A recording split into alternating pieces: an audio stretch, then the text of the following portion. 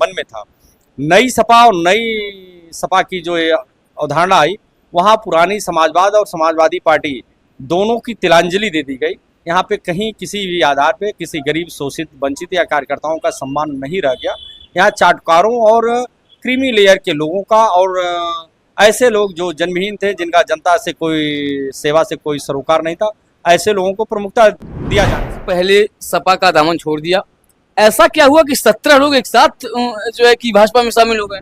Samajwadi party last तक उनको ticket नहीं दी, इधर उधर घुमाते रह गई और उनके राजनीतिक हत्या का अगर वास्तव में कोई आज की डेट में कोई दोषी है तो समाजवादी पार्टी के लोग हैं, जिन्होंने भालचंद्र यादव जैसे एक सामाजिक योद्धा को, हमारे जनपद के नायक को, हमारे जनपद के एक अच्छे नेता को उन्होंने खो दिया और उसके पीछे समाजवादी पार्टी की साजिश रही है और इस साजिश में हमारे जनपद का नुकसान हुआ। ही राजनीति कराती है और पार्टियों की विचारधारा ही मुख्य होती है और जो वर्तमान समय है, वर्तमान समय विचारधाराओं की राजनीति न होकर आवश्यकताओं की राजनीति हो गई है। नमस्कार, प्रणाम, मेरा नाम है सुमित त्रिपाठी, मौजूद है कबीर नगर में। भाजपा जिस तरीके से नेताओं को अपनी पार्टियों में खींच रही है, बीते कुछ दिनों पहले संत कबीर नगर से 17 समर्थक और नेता जो है कि भाजपा में शामिल हुए। उसमें से एक हैं प्रदीप सिंह सिसोदिया, काफ़ी अच्छे नेता है, काफ़ी अच्छे वक्ता हैं, तो उन्हीं से बात करेंगे। तो शुरू करते हैं। पहले तो हमारे चैनल में स्वागत है आपका। बहुत बहुत धन्यवाद। आपके चैनल के माध्यम से सभी जितने भी दर्शक हैं सबको मेरा सादर प्रणाम। ये काफ़ी वक्तों से, लगभग 22 सालों से आप सपा में रहे हैं और सपा आपने छोड़ दिया है, तो उसी से मेरा जुड़ा एक प्रश्न है कि राजनीति एक विचारधारा है, राजनीति एक सही दिशा में, देश को सही दिशा में ले जाने की एक सड़क है। उसमें किस तरीके से आजकल बदलाव हो रहे हैं, जिस तरीके से लोग नेताएं पार्टियां अदला बदली कर रहे हैं, क्या कहना चाहेंगे? देखिए, ये तो सही है, विचारधारा ही राजनीति कराती है और पार्टियों की विचारधारा ही मुख्य होती है और जो वर्तमान समय है, वर्तमान समय विचारधाराओं की राजनीति न होकर आवश्यकताओं की राजनीति हो गई है। और मेरा चूँकि बाल्यावस्था से मेरा रुझान राजनीति के प्रति था, समाज के वंचित लोगों को सुविधा और उनकी दर्द को आत्मसात करते हुए उनकी सेवा का माध्यम मैं बनना चाहता था। और यह माध्यम मुझे, जो मैंने पढ़ा, चूँकि मैं राजनीति शास्त्र से MA हूँ, MBA भी मैं हूँ, तो जब मैंने देखा कि समाज के सभी वर्गों को, जब मैं अध्ययन कर रहा था MA में, तो समाजवाद मैंने पढ़ा। समाजवाद की जो अवधारणा थी मेरे मन में बैठ गई। मुझे लगा समाजवाद समाजवादी पार्टी में मिलेगा, उसी के नाम पे वो नाम है। समाजवादी पार्टी जो प्रारंभिक दौर में थी, ये सच है, उसमें अच्छा काम होता था, लोगों के सुख दुख और लोगों के लिए काम किया जाता था, तो मैं उसमें ज्वाइन किया और अपने छात्र जीवन के बाद मैंने विगत 22 वर्षों तक, लंबे कार्यकाल तक ईमानदारी से बिना किसी अपेक्षा और के मैंने राजनीति किया।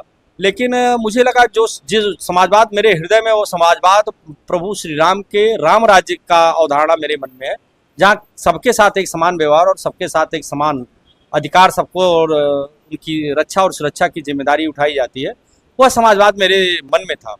नई सपा और नई सपा की जो ये अवधारणा आई, वहाँ पुरानी समाजवाद और समाजवादी पार्टी दोनों की तिलांजलि दे दी गई। यहाँ पे कहीं किसी भी आधार पे किसी गरीब, शोषित, वंचित या कार्यकर्ताओं का सम्मान नहीं रह गया। यहाँ चाटकारों और क्रीमी लेयर के लोगों का और ऐसे लोग जो जन्महीन थे, जिनका जनता से कोई सेवा से कोई सरोकार नहीं था, ऐसे लोगों को प्रमुखता दिया जाने लगा। मेरा वह मन जो समाजवादी पार्टी के लिए परेशान था कि लोगों को मैं सही दिशा में मैं सेवा कर सकूं, सबको समान रूप से मैं सबके साथ चल सकूं, वो चीज़ यहाँ दिखती नहीं थी। ये समाजवादी पार्टी, लोहिया जी कहा करते थे, जब समाजवादियों की सरकार बनेगी तो बहुत अमुक चीज़ जो समाज के अंतिम पायदान पे खड़े व्यक्तियों के हित और उनके लाभ के लिए होगी, उसको करेगी। लेकिन जब समाजवादी पार्टी की सरकार आई तो आपने देखा होगा कि वो अपने उस मिशन से, जो समाजवादियों का मिशन था, जो समाजवादियों की विचारधारा थी, वहाँ से भटक गई और समाजवादी पार्टी सिर्फ चाटकारों की पार्टी रह गई। वहाँ ऐसे सभी विचारधाराओं को समाप्त कर दिया गया जो समाज से, समाज की सेवा से जुड़ा होता था। और जब मैंने देखा और मुझे मेरे मन में कुंठा होने लगा, तो मैंने 1.5 वर्ष पर पूर्व समाजवादी पार्टी से मैंने इस्तीफा दे दिया और 1.5 वर्ष तक मैं अध्ययन करता रहा कि मैं राजनीतिक व्यक्ति हूँ, कहाँ मैं जाऊँ जहाँ ऊंच नीच की भावना न हो, धार्मिक विभेद न हो, जाति की भावना न हो और सबके लिए समान विकास और समान सम्मान की बात हो, मैं वहाँ राजनीति करूँ। 1.5 वर्षों में मैंने सारे दलों का मैंने अध्ययन किया। आपने 1.5 वर्ष पहले सपा का दामन छोड़ दिया, ऐसा क्या हुआ कि 17 लोग एक साथ जो है कि भाजपा में शामिल हो गए?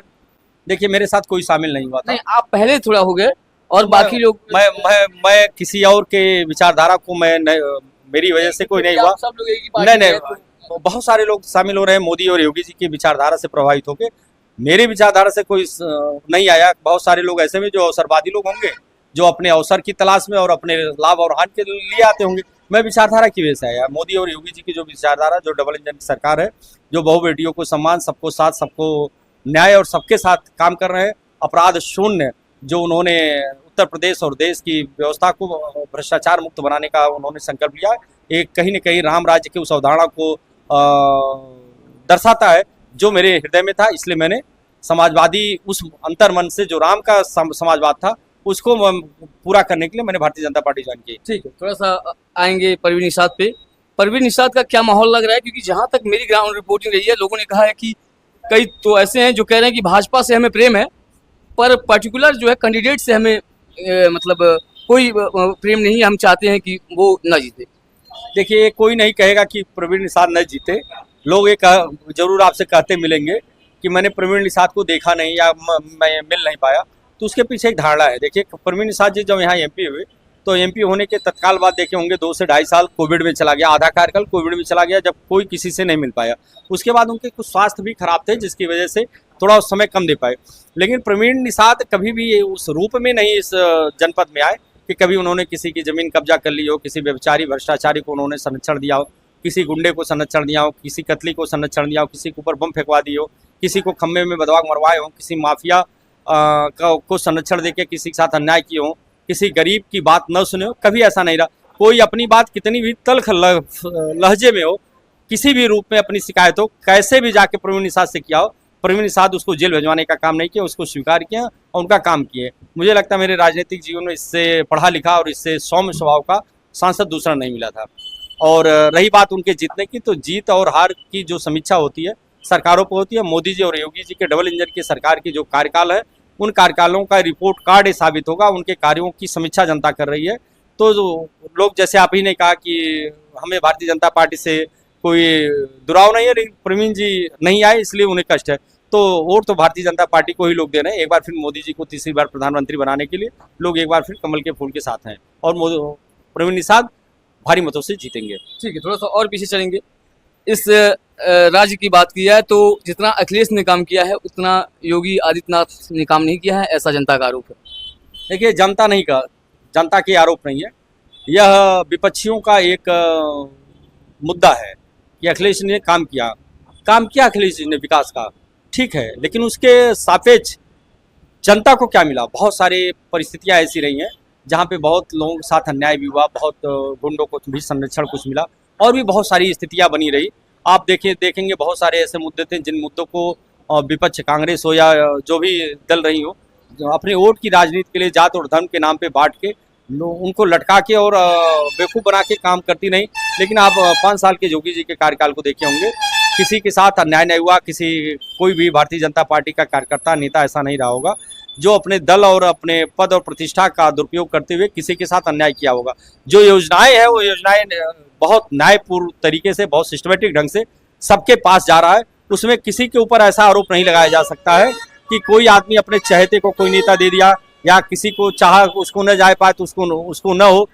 एक रूप से सबको समान रूप से, ठीक उस प्रकार जैसे सूरज की किरणें धरती पे सबको समान रूप से मिलती है, योगी जी का कार्यकाल, मोदी जी का कार्यकाल सूर्य की किरणों की तरह रहा। सारी योजनाएं जनता को समान रूप से, समान अनुपात में सबको मिला, इसलिए जनता उनसे बहुत ही खुश है। ठीक है, निषादों का वोट बहुत निर्णायक साबित होता है इस सीट पे। संत कबीरनगर की 2 निषाद खड़े हुए हैं, एक जो है कि बीएसपी ने कैंडिडेट, मुस्लिम कैंडिडेट खड़ा किया है। तो क्या लगता है निषादों का वोट किस तरीके से निर्णायक साबित होगा इस चुनाव में? क्योंकि आप 22 सालों से यहाँ संत कबीरनगर में राजनीति कर रहे हैं, तो क्या कहना चाहेंगे इस पर?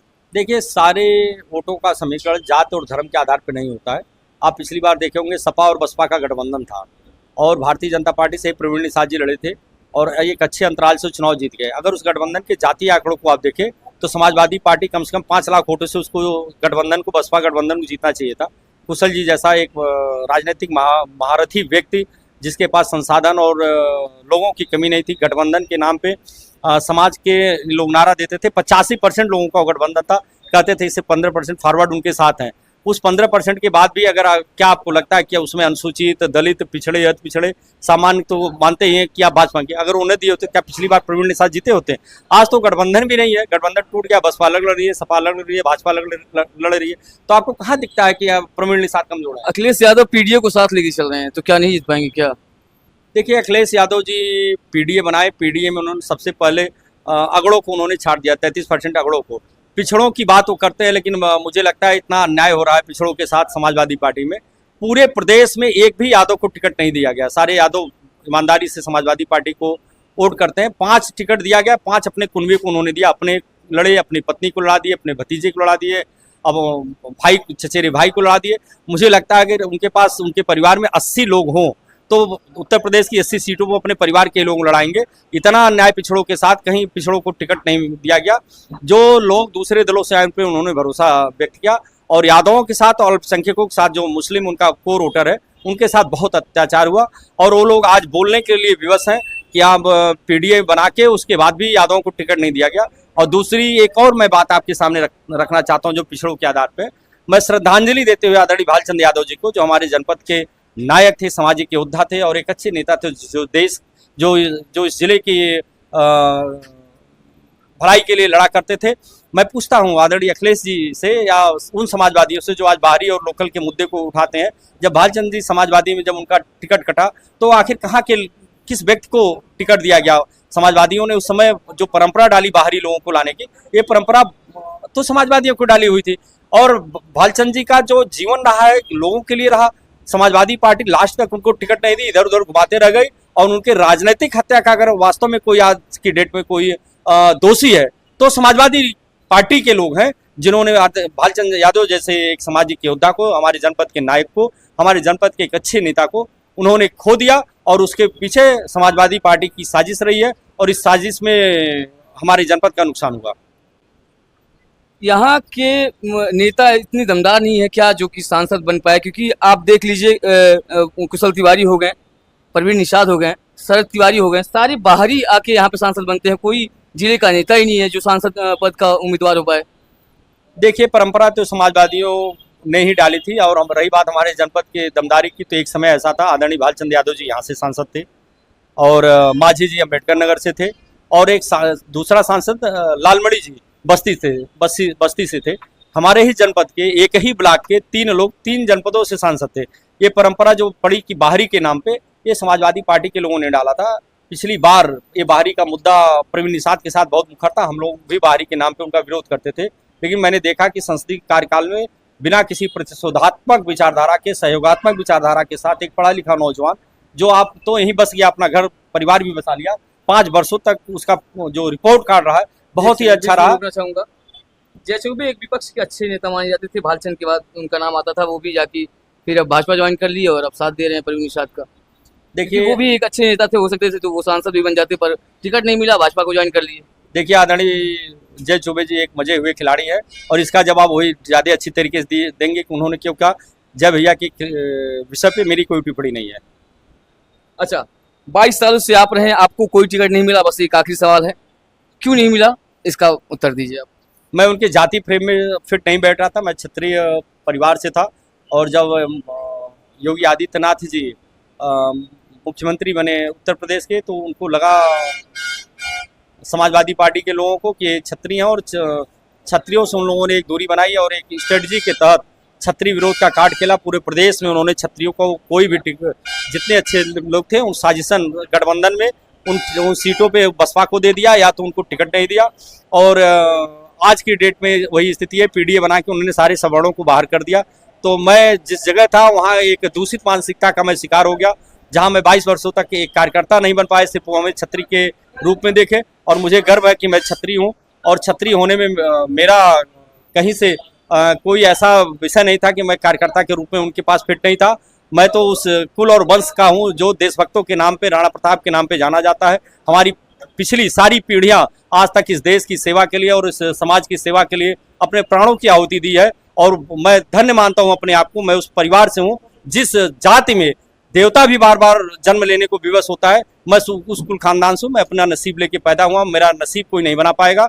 अगर किसी को क्षत्रिय होने से मेरी आपत्ति है तो वो अपने पिताजी की विरासत संभाले, हमें माफ करे। बहुत बहुत धन्यवाद। हम भारतीय जनता पार्टी में डबल इंजन की सरकार में मोदी जी के नेतृत्व में राम के उस रामराज की कल्पना के लिए काम करूंगा, जिसमें समाज के सभी वर्गों के लिए साथ और विकास होगा। आप देखे होंगे 2-3 दिन पहले मेरा एक कार्यक्रम था, उसमें बड़ी संख्या में अल्पसंख्यक समुदाय की हमारी माताएं, बहनें और नौजवान साथी यादव परिवार के थे, जिन्हें सपा का बेसोटर माना जाता था। मुझे उन अपने कार्यों का मुझे वो प्रतिफल मिला कि मैं लोगों के अगर सुख दुख में मैं खड़ा हूँ तो लोग मेरे साथ हैं। मुझे बस यही चाहिए। मैं जातिवादी और धार्मिक उन्मादी लोगों के बीच में नहीं रह पाया, मैंने इसलिए वहां से इस्तीफा दे दिया था। चलिए, हमसे जुड़ने के लिए बहुत बहुत धन्यवाद। बहुत बहुत धन्यवाद।